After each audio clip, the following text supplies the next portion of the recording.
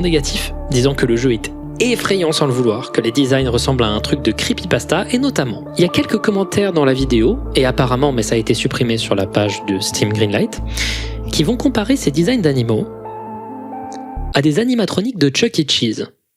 Alors, évidemment, tout ça, ça va déprimer Scott. J'avais créé un jeu family-friendly sur un castor avant FNAF, mais il a été critiqué sur internet.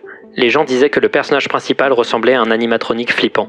Je suis tombé dans une profonde dépression et j'étais prêt à arrêter le développement de jeux vidéo. Et là, la pire période de sa vie va commencer. Il avait une famille à nourrir, plusieurs enfants, et il ne gagnait quasiment rien avec ses jeux. Les seuls retours qu'il recevait étaient ultra agressifs.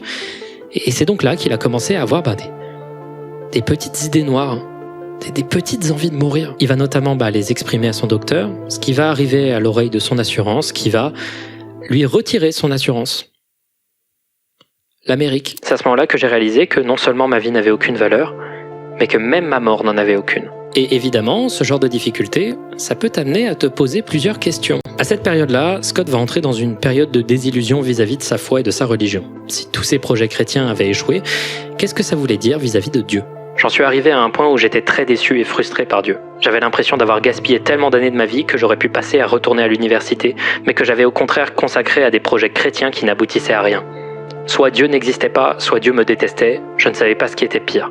Dans un dernier élan d'espoir, il va se tourner vers Dieu. Vous êtes toujours sur une vidéo qui parle de FNAF. Et lui demander de l'utiliser, ce qui va lui provoquer un regain de foi et un regain d'espoir. À ce moment-là, il va faire un truc intéressant. Il va se pencher sur les retours critiques du jeu Cheapers et il va se dire « Tout le monde trouve mes designs flippants. Et si j'essayais de vraiment leur faire peur ?» think it was going to get a huge reaction?